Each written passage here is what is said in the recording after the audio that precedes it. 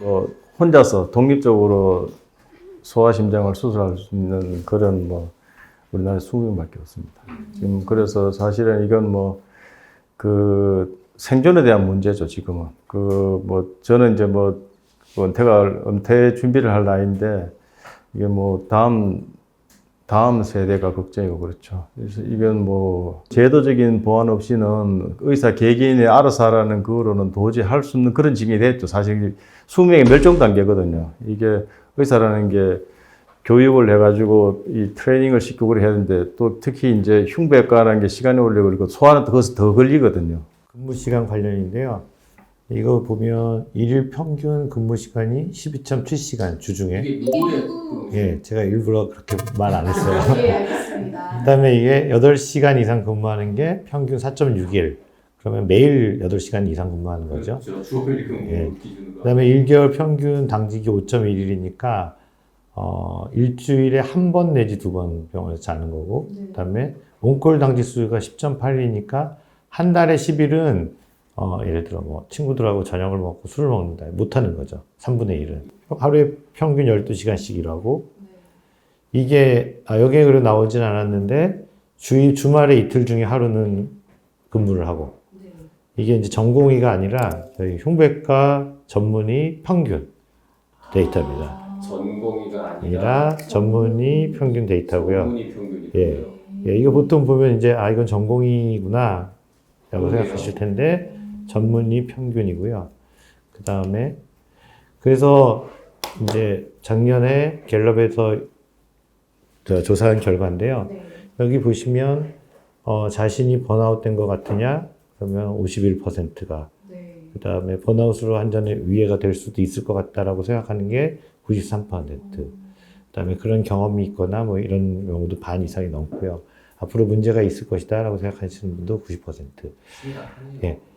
이게 이제 뭐 흉부외과 의사뿐만 아니라 예를 들어 어떤 직종의 어떤 직군을 조사해 봤을 때 그 직군 전체의 50%가 나는 거의 번아웃 상태야 라고 생각한다면, 이거는 아까 저 이사장님이 처음에 얘기하셨을 때 20명 미만이어서 우리는 멸종할 수 있어 라고 하는데, 이 결과만 갖고도 그냥 멸종 당할 수 있을 것 같아요. 이게 코로나 직전 데이터입니다.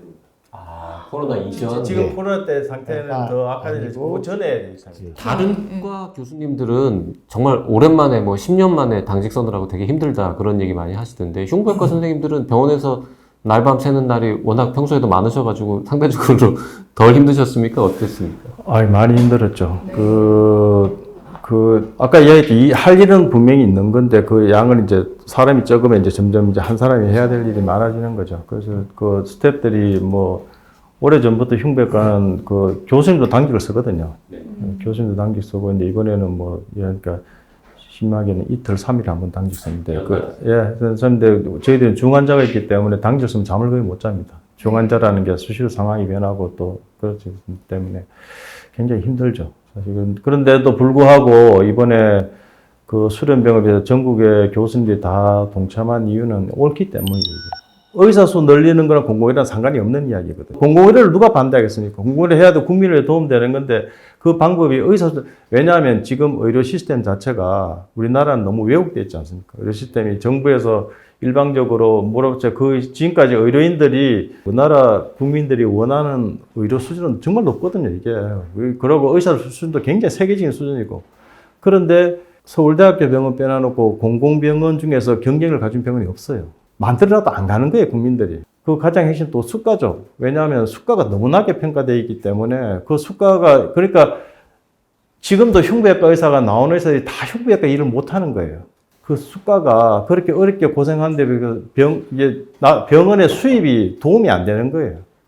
그래서 그런 상황 내에서는 지금 있는 사람도 지금 갈 데가 없어가지고 개업하는 상황에서 숫자를 더 늘린다고 하는 게 무슨 의미가, 그래서 지금 저희 의대 졸업생이 3,000명이라고 잡고, 저희가 적을 때는 15명, 많을 때는 한 30명 흉부외과 매년 지원자거든요. 그러면 1,000명에 한 5명 들어오는 거죠. 1,000명에 10명 이렇게 들어오는 거잖아요. 그렇죠? 그럼 앞으로 흉부외과를 키우려면 한 10,000명쯤 더 뽑으면 100명 더 늘 수 있겠죠. 그리고 그리고 나서 몇 년이 그 친구가 들어오면 지금 들어오면 저희와 같이 수술하려면 한 20년 정도 걸릴 거예요. 그 사람들이 필드에 나와서 흉부외과 의사를 하려면. 그러면 흉부외과를 살리기 위해서 의대 정원을 늘린다는 거는 잘 안 맞는 거고요. 흉부외과를 살리고 싶다면 지금 나와 있는 전문의가 된 사람들, 그다음에 전공의 과정을 밟는 사람들한테 이 사람들이 나와서 살 수 있는 환경을 만들어줘야죠. 아직까지 흉부외 가는 친구들은 정말 제가 보기 미친 친구들이에요. 좋아하고 정말 미친 듯이 하고 지금 이런 사람들이 12시간 불평 없어요. 환자가 좋아지니까. 내가 그만큼 그런 보람 때문에 그런 사는 사람이 있어요. 그래서 그거를 일률적으로 정하면 안 되는 거고 그래서 수가를 올려줘야 병원에서 정말 흉부외과를 만드는 병원에 수익이 된다고 왜 흉부외과를 안 만들겠습니까? 왜 치료 안 시겠습니까? 그래서 이게 일하고 싶은 사람이 지금도 일 못하는 시대에서 의사만 늘린다고 누가 하겠고 그걸 또 그래 10년이라는 제한을 뒀다는데 10년 동안에 어떻게 명의가 훌륭한 의사가 눈높이 되는 트레이닝도 안 될 뿐더러 지금 전공이 80시간 하면은 의사가 제대로 되는 하기 위해서 무조건 시간이 필요한 거예요. 특히 외과 의사는. 이게 몸에 익혀야지 되는 건데 그 시간을 그럼 어떻게 보상합니까? 그걸. 국민 눈높이 맞는 의사는 좀 멀어지는 제도에 대해서 그래서 이거를 전체적인 의미에서 봐야지 그냥 의사 늘리고 이게 누구도 알 수 있는 단순한 사실을 정치인만 모르는 거예요. 그냥 부끄럽고 미안하죠. 후배들한테. 선배들이 못해서 후배들한테 짐을 준 건데 정말 미안하죠. 이게 저야 뭐 은퇴가 얼마 안 남았지만은 이 희생만 뭐 저는 그래 살았습니다. 저는 행복했고 그게 그리고 뭐 제가 어떻게든 살린 환자의 그런 있지만은 이제는 이게 점점 이렇게 악화되고 더 이상은 이제 물러설 데가 없는 데까지 가서 근데 이제 그게 이제 20명이니까 이제 도태되거든요. 그 많은 사람들이 이제 다음 세대가 한테는 어떤 희망을 못 주면은 저는 그게 유지되기는 힘들지 않을까. 그래서 지금 저도 뭐 이사장 하면서 싸우는 거예요, 이게 개선이 안 되면은, 그래서 정말로 농담에 10년 뒤에 가면은 외국가 수술해야 될 상황이 올 거라 생각합니다. 그래서 그런 비극이 안 생기기 위해서 제발 이렇게